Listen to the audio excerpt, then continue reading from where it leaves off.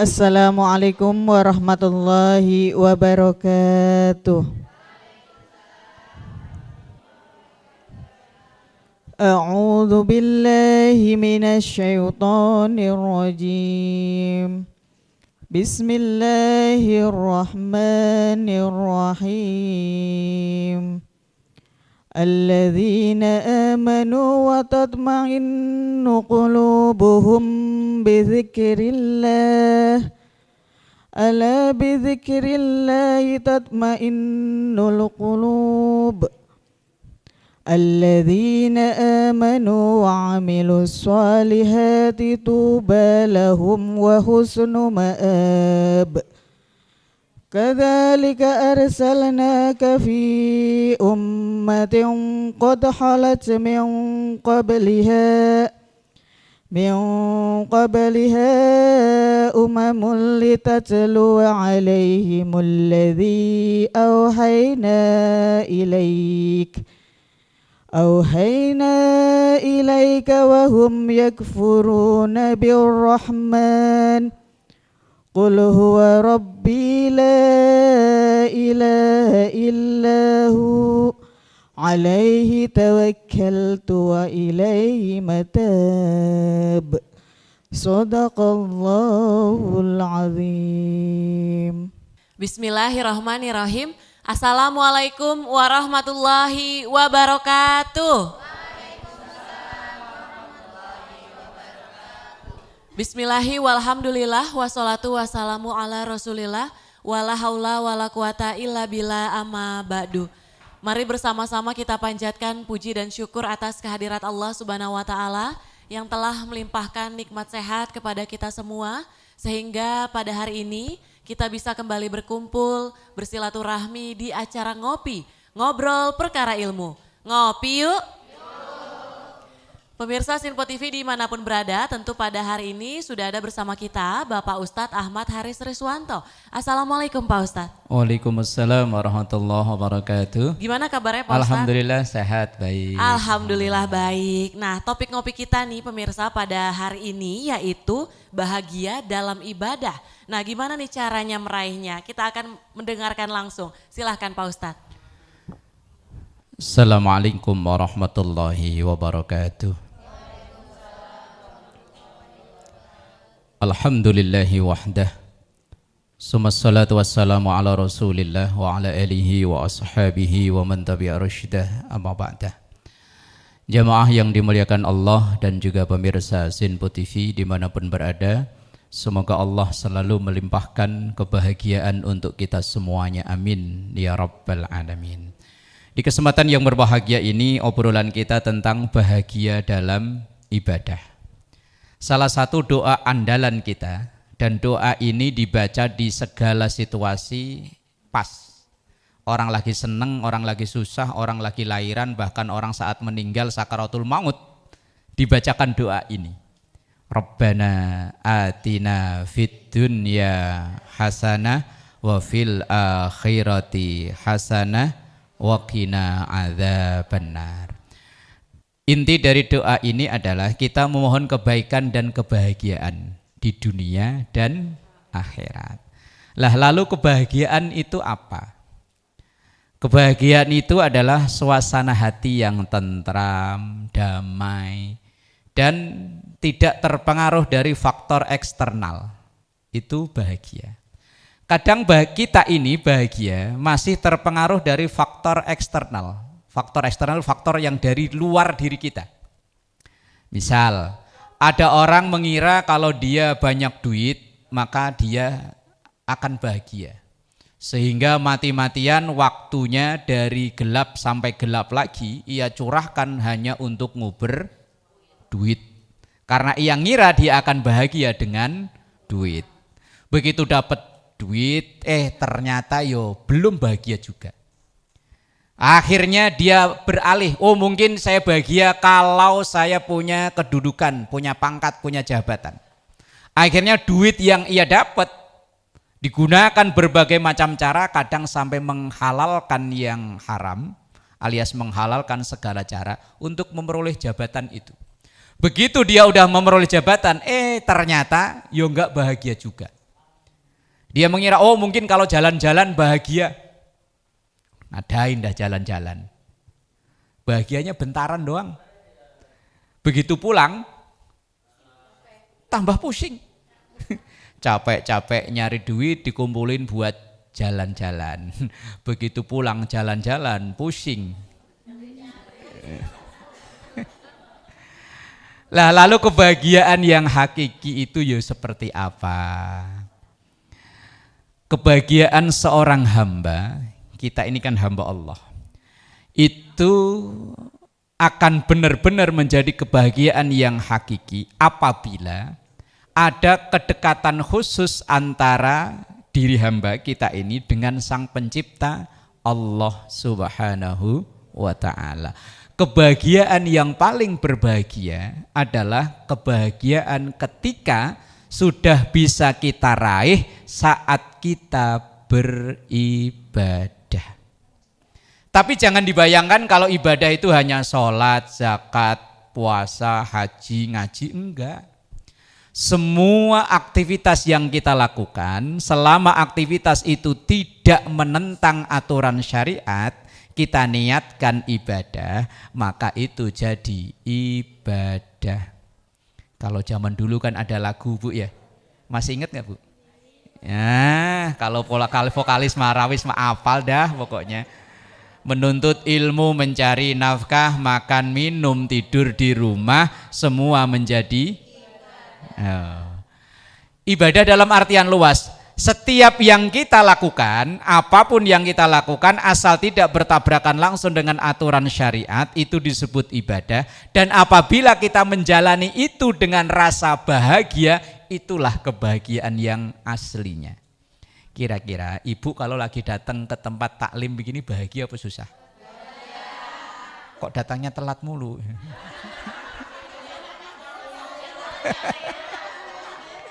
Kalau bahagia itu berarti kita sesegera mungkin untuk mendapetin bahagia itu. Lah ya mbol.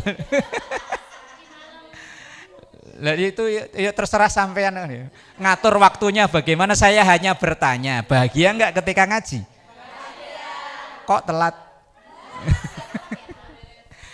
Lah, jawaban yang cerdas, mohon maaf saya sedang melaksanakan kebahagiaan di tempat lain.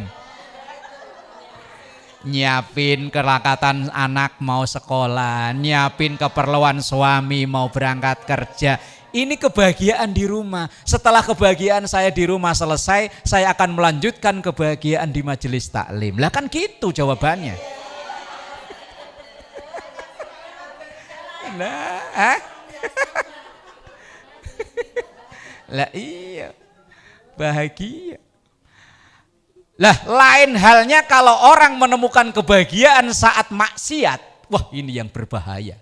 Orang baru bahagia kalau lagi maksiat. Kalau enggak maksiat malah hatinya susah. Wah itu yang bahaya.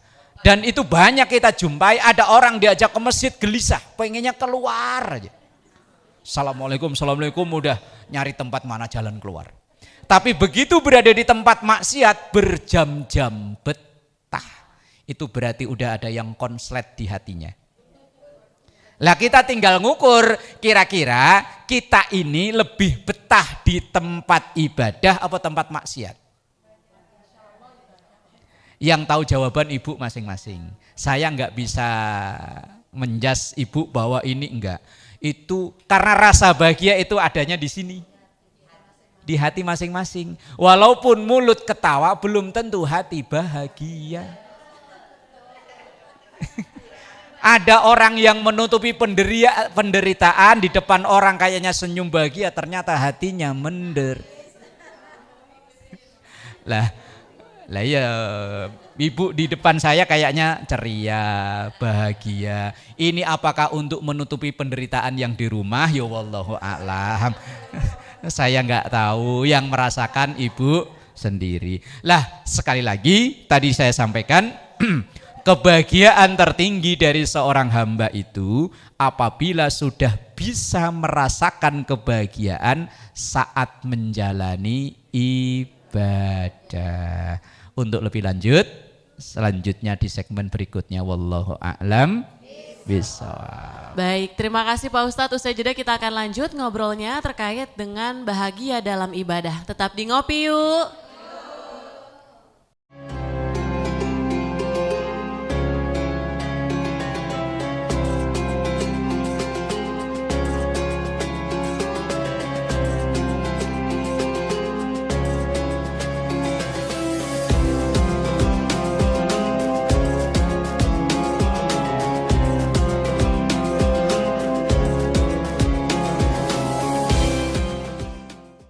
Alhamdulillahirrabbilalamin, Anda masih menyaksikan Ngopi, ngobrol perkara ilmu. Ngopi yuk. Sebelum kita lanjut ngobrol terkait dengan bahagia dalam ibadah, terlebih dahulu akan dibuka untuk sesi tanya jawab. Untuk 2 orang penanya, silahkan sebutkan nama dan juga pertanyaannya. Assalamualaikum warahmatullahi wabarakatuh. Nama saya Ibu Imas dari Bekasi. Mohon izin bertanya Pak Ustadz, bagaimana cara meraih bahagia dalam ibadah? Mohon penjelasannya. Wassalamualaikum warahmatullahi wabarakatuh. Waalaikumsalam warahmatullahi wabarakatuh. Assalamualaikum warahmatullahi wabarakatuh. Waalaikumsalam warahmatullahi wabarakatuh. Saya Ibu Dinda, mohon bertanya Pak Ustadz, mengapa kita belum bisa menemukan kebahagiaan dalam beribadah? Mohon penjelasannya, terima kasih. Wassalamualaikum warahmatullahi wabarakatuh. Waalaikumsalam warahmatullahi wabarakatuh. Pertanyaan pertama Pak Ustadz, gimana caranya meraih bahagia dalam ibadah? Dan pertanyaan kedua, kenapa kita belum bisa menemukan kebahagiaan tersebut dalam ibadah? Silahkan. Baik, jamaah yang dimuliakan Allah dan juga pemirsa Sinpo TV dimanapun berada. 2 pertanyaan. Yang pertama, bagaimana caranya agar kita ini saat ibadah itu bahagia? Pertanyaan yang kedua, kenapa kok kita ini sulit bahagia saat ibadah? Begini, pertanyaan yang kedua dulu. Kenapa kita sulit bahagia saat ibadah? Ini sekaligus menjadi jawaban dari pertanyaan kedua. 1, karena belum ada rasa cinta dari ibadah yang kita lakukan. Belum ada suka dan cinta terhadap ibadah yang kita lakukan. Maka untuk memperoleh bahagia dalam ibadah, yang pertama, tanamkan rasa cinta dari ibadah yang kita lakukan itu.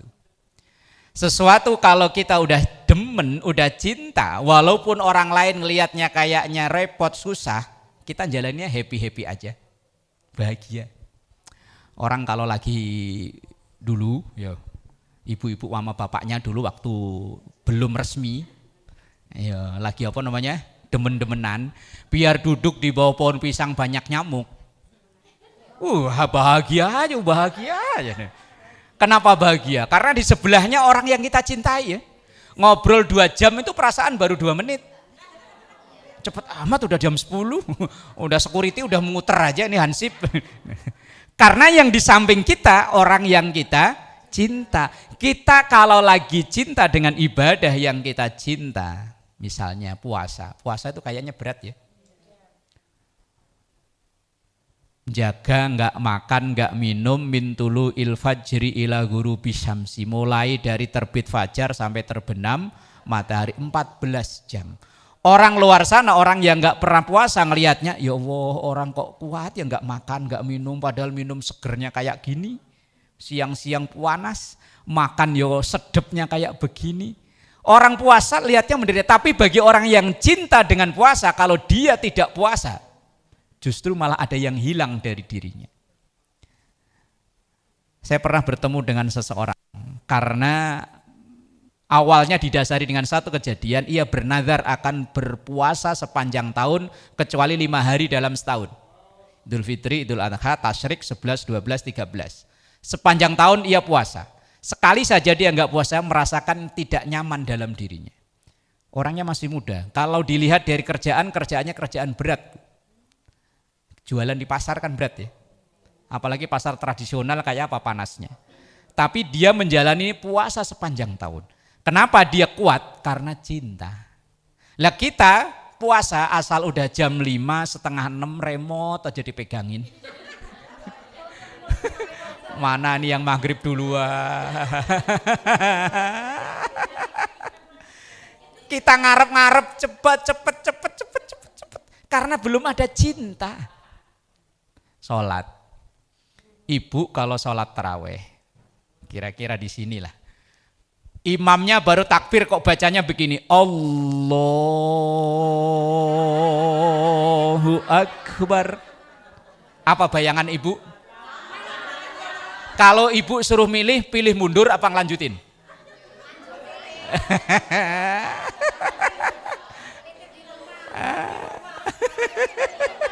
Lanjut di rumah ya. Iya. Lah iya.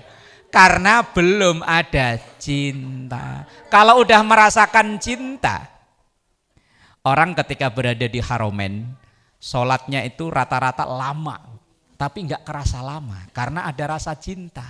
Tapi kenapa begitu balik ke tanah air kok kembali ke setelan awal? Ya cintanya itu belum ada, rasa cinta terhadap ibadah yang kita lakukan itu belum ada. Lah iya. Lah ibadah yang kita demenin, yang kita cintain, jalaninnya itu yo enjoy. Ada orang yang baca Quran ini bisa sehari itu ya 10 juz, 15 juz kuat sehari. Walau padahal dia pekerja loh. Bukan orang pekerja. Di sela-sela pekerjaan asal libur langsung buka HP yang Quran. Dalam sehari pokoknya paling lama dia 3 hari baru khatam. Kenapa dia merasakan bahagia dengan Quran? Kalau kita baca selembar aja, kacamata dilepas, dilap, pakai lagi malah tambah berut. Lah, tambah berut. Yang nggak pakai kacamata juga. Begitu aplikasinya dipindah, seret, yang gambar hitam ada begini, melek. Kenapa kita ketika melihat media sosial berjam-jam betah? Karena kita cinta dengan itu. Dengan Quran belum cinta. Walaupun mungkin ketika ditanya cinta dengan Quran, cinta. Buktikan cintamu. Seberapa lama engkau betah berlama-lama dengan Quran. Nah, kenapa kita belum bisa itu? Belum ada cinta. Kita belum bisa bahagia dengan ibadah karena belum ada cinta. Orang kalau udah cinta insya Allah bahagia walaupun ibadah itu kayaknya berat. Bagi orang yang cinta nggak ada orang berat. Yo gunung akan ku daki lautanku. Elah. Loh kalau cinta mah dijalani. Coba suami ibu yang dulu orang dari luar pulau datengin kan? Iya karena cinta. Kalau nggak cinta biar tetangga sebelah juga ngogah. Cinta. Ibadah yo begitu. Ada orang yang rumahnya mepet masjid dipanggil hayya ala sholah nggak datang karena memang nggak cinta. Lah orang walaupun rumahnya jauh suara adzan nggak begitu kedengeran asal lihat jam, oh, udah 11:30. Udah siap-siap dia mandi pakai baju jalan karena ada cinta. Ya kita belum merasa bahagia karena belum. Nah, udah tahu ya jawabannya ya. Nah, ya. Untuk meraih bahagia dalam ibadah, tanamkan dulu cinta terhadap ibadah tersebut. Ibadah itu tadi jangan hanya dikonotasikan sholat, enggak. Apa aja. Ibu di rumah gosok itu capek Bu ya. Capek. Tapi kalau masih pengantin baru, itu gosok nggak kerasa capek. Lah kalau udah pengantin 25 tahun, capek. Karena cintanya kadang udah mulai.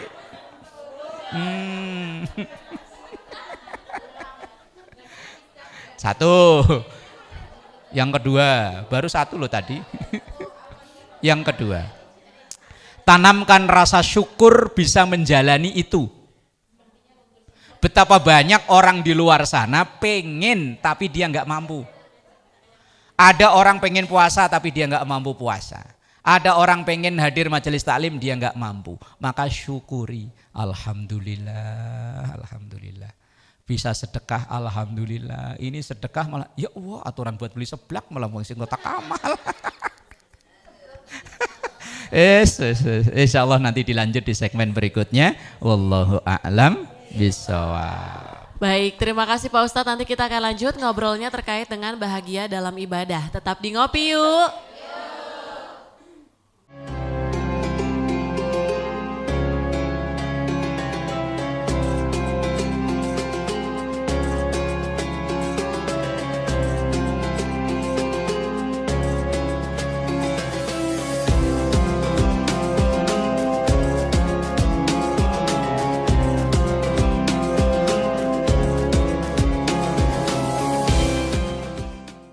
Pemirsa Sinpo TV dimanapun berada, Anda masih menyaksikan Ngopi, ngobrol perkara ilmu. Ngopi yuk. Tadi di segmen sebelumnya beberapa poin sudah dibahas ya Pak Ustadz terkait dengan tips atau cara meraih bahagia dalam ibadah. Dan di segmen terakhir ini kita akan mendengarkan penjelasan lebih lanjut dan juga rangkumannya. Silakan Pak Ustadz. Baik, jamaah yang dimuliakan Allah dan juga pemirsa Sinpo TV dimanapun berada. Agar kita bahagia dalam ibadah, yang pertama cinta. Cintai ibadah yang kita lakukan. Baik ibadah mahdoh maupun ghairu mahdoh. Baik ibadah habluminallah maupun habluminannas. Yang kedua syukuri. Bersyukur bisa diberi kemampuan untuk melaksanakan ibadah itu. Karena tidak semua orang bisa diberi kemampuan untuk melaksanakan ibadah itu. Betapa banyak orang pengen sholat berdiri tegak lurus, tapi ternyata dia sholatnya di kursi.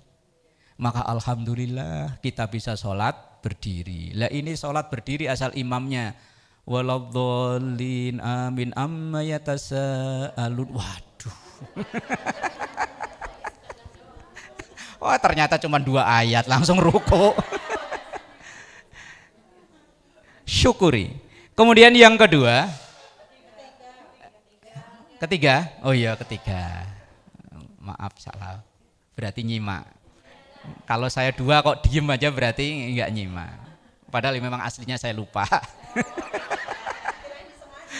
Yang ketiga, posisikan ibadah itu sebagai kebutuhan, bukan kewajiban. Sesuatu kalau kita butuh maka kita akan mencarinya dengan semangat dan akan timbul bahagia. Kira-kira makan itu kewajiban apa kebutuhan? Bener nih? Kebutuhan apa kewajiban? Kebutuhan. Kalau sholat kewajiban apa kebutuhan? Kewajiban. Nah, orang yang sudah bisa menempatkan sholat seperti makan, artinya enggak hanya sekedar kewajiban tapi kebutuhan, maka kita menjalaninya itu semangat. Kayak ibu kalau jamnya makan, semangat ya, semangat.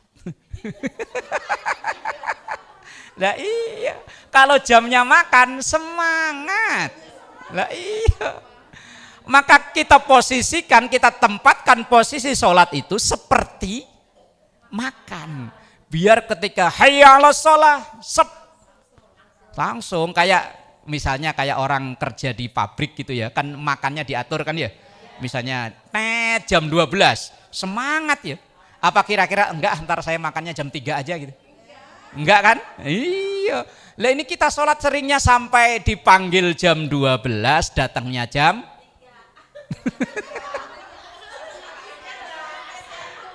ya Allah. Jadi posisikan ibadah yang kita lakukan itu sebagai kebutuhan, bukan hanya sekedar ya memang kewajiban, tapi tingkatkan posisinya menjadi kebutuhan. Kita ini kalau diibaratkan karyawan, kita enggak dipecat itu udah bagus. Loh, umpama perusahaan menerapkan peraturan masuk jam 7. Karyawan itu biasanya sudah hadir sebelum jam, begitu jam 7 masuk. Begitu kan ya? Allah menetapkan zuhur itu jam 12.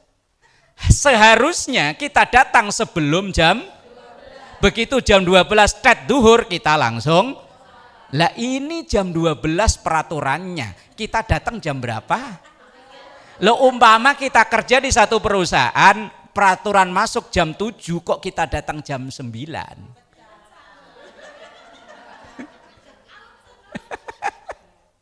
Kira-kira bosnya muji apa maki-maki? Nah, untung Allah maha baik, walaupun kita hampir tiap hari diundang jam 12, datangnya jam masih bagus lah. Diundang jam 3, datangnya jam Alhamdulillah kok pada ngaku ya. Itu yang menyebabkan kita belum merasakan bahagia dalam ibadah. Seringnya yaitu ngaret aja. Makanya kadang orang itu malah, kita orang Muslim Indonesia ini kalau tepat waktu kadang malah wah nggak mencerminkan asli Indonesia nih mah. Kok tepat waktu? Padahal itu sesuatu yang nggak baik. Dan semoga semua ibadah yang kita lakukan, baik yang hablum minallah, hablum minannas, bisa mendatangkan kebahagiaan dan kita menjalaninya dengan bahagia. Karena itulah doa kita, Rabbana atina fid dunya hasanah wa fil akhirati hasanah wa qina adzabannar. Wallahu a'lam bissawab. Baik, terima kasih Pak Ustadz. Semoga topik ngopi kita terkait tadi bahagia dalam ibadah ini bisa bermanfaat bagi seluruh pemirsa Sinpo TV dimanapun berada. Akhir kata saya Tiara Dianti mewakili seluruh kerabat kerja yang bertugas pamit undur diri. Terima kasih. Wassalamualaikum warahmatullahi wabarakatuh. Waalaikumsalam. Astaghfirullahaladzim laqal ma'bud ya dzal jalali wal ikram. Bismillahirrahmanirrahim. Alhamdulillahi rabbil alamin. Allahumma salli ala sayyidina Muhammad wa ala ali sayyidina Muhammad. Allahumma inna nas'aluka ilman nafi'a wa fahman wasi'a wa amalan mutaqabbala wa rizqan katsiran halalan tayyiban mubaraka wa waladan salihah. Sallallahu ala sayyidina Muhammad wa ala alihi wa sahbihi wa sallam. Walhamdulillahi rabbil alamin. Assalamualaikum warahmatullahi wabarakatuh. Salatullah salamullah ala taha rasulillah. Salatullah salamullah ala yasin habibillah.